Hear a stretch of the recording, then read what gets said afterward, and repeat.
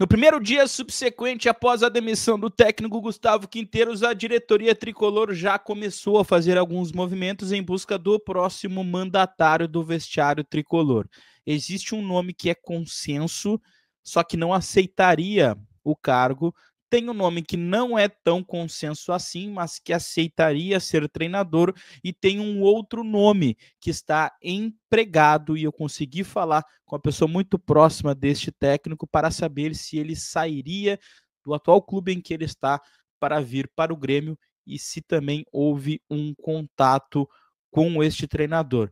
Vou falar tudo isso e te informar muito bem a respeito de quem será o próximo técnico do Grêmio, mas antes eu quero falar com vocês a respeito do ativo, gurizada, que é o estimulante do homem moderno. Para você que já não é mais o mesmo, na tua vida em casal, com a pessoa que tu curte, com a pessoa que tu ama, tu precisa fazer um movimento para ter mais libido, para ter mais entrega, para voltar a ser o tigrão que tu era. Vai aqui na descrição, tem um WhatsApp sigiloso, tu vai conversar com o pessoal do ativo, vai receber os produtos na tua casa, beleza? Bora falar sobre as coisas do Grêmio, sobre esta movimentação em busca do próximo treinador, porque é claro que todo mundo já sabe, Gustavo Quinteiros deixou o comando técnico do Grêmio após a derrota de ontem diante do Mirassol. A diretoria do Grêmio, inclusive, conversou com parte da torcida, a diretoria não, né? O Alexandre Rossato, vice-presidente de futebol do Tricolor, conversou com parte, né, da torcida lá no protesto que aconteceu em frente ao CT Luiz Carvalho, de madrugada ainda, quando o Grêmio retornou de Mirassol. Falou, inclusive, que este grupo não estava de sacanagem com o treinador e que perdeu, é claro, porque foi incompetente diante do Mirassol, mas prometeu uma entrega maior contra a equipe do Internacional no próximo Clássico Grenal. Sobre treinadores, eu tenho algumas informações importantes a tratar a respeito disto, porque passei o dia inteiro em ligações, em conversas, em diálogos com empresários de treinadores, treinadores também, e pessoas ligadas, é claro, à cúpula gremista, fontes ligadas ao Grêmio. E eu vou trazer aqui passo a passo, detalhe a detalhe, de tudo que eu sei a respeito destes casos. O que eu vou dizer aqui não é negar informações de colegas, mas é trazer o que eu consegui de informações, ligando para algumas pessoas, me contactando, é claro, pelo WhatsApp, e trazendo tudo daquilo que eu recebi, para que fique bem claro, tá? Primeiro nome, sobre Dorival Júnior, tá? Dorival Júnior é com certeza o nome de maior consenso na cúpula gremista. É o nome que agrada tanto o presidente Alberto Guerra como todo o conselho de administração, os pares do presidente Alberto Guerra. Justamente ontem, após a demissão do Gustavo Quinteiros, o presidente Alberto Guerra veio dar declarações de que passaria a madrugada inteira conversando com seus pares. Esses seus pares são o conselho de administração. E dentro desta cúpula, dentro deste quadro de dirigentes tricolor, o Dorival Júnior é o consenso. Mas existe um grande entrave em relação ao Dorival Júnior. Ele não quer. Ele já recusou o convite do Santos e ele recusaria um convite do Grêmio. Por que eu digo recusaria? Porque o Grêmio nem chegou a fazer a oferta, tá? E há quem diga que ele vai aceitar agora uma proposta do Corinthians, porque o Corinthians demitiu o técnico Ramon Dias. Eu conversei com uma pessoa muito próxima do Dorival Júnior, que não confirmou com estas palavras, mas me deu um indício de que a situação do Dorival era justamente essa, né? Algumas propostas ele escolheria se iria ou não, e algumas ele nem ouviria. E eu fiquei com a impressão que isso aconteceu com o Santos e aconteceria com o Grêmio caso o convite fosse feito.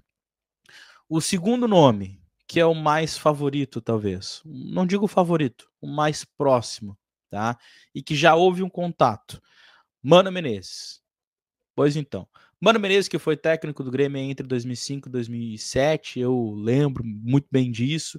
Ele pegou o Grêmio na Série B, subiu o Grêmio naquela Batalha dos Aflitos, fez um grande 2006, onde foi terceiro colocado do Campeonato Brasileiro, ganhou o Gauchão com aquele gol de nuca, né, do Pedro Júnior. Em 2007 foi vice-campeão da Libertadores da América e depois foi para o centro do país, onde passou para o Corinthians, a seleção brasileira. Ele está desempregado agora, é claro, e o Grêmio, assim, ó, para ser bem claro, tá? Dentro daquilo que eu recebi de informação. O Mano Menezes não é um nome consensual dentro do conselho de administração. Há quem não goste dele ali, não goste da ideia de trazer o Mano Menezes. Porém, ele seria o nome mais viável. Até porque, dentro desses debates, dentro desta ideia de conselho de administração, talvez pouquíssimas vezes você vai conseguir entrar em consenso, né, em todas as decisões. Então, o que eu recebi é que o nome do Mano Menezes não é um nome consensual, porém ele seria o nome mais viável e ele já foi contactado. O Grêmio já contactou o Mano Menezes, que sinalizou positivamente, né, caso ele receba a oferta para treinar o Grêmio. Ele aceitará a proposta do Grêmio caso ela venha a acontecer. O Grêmio entende que ele também seria um treinador ideal, né? A ala que defende a vinda dele, porque os últimos trabalhos que ele fez, ele conseguiu ajeitar a casa rapidamente. Fluminense, que foi o último trabalho, que ele conseguiu estancar uma parte da crise ali e fazer com que o Fluminense não caísse o ano passado.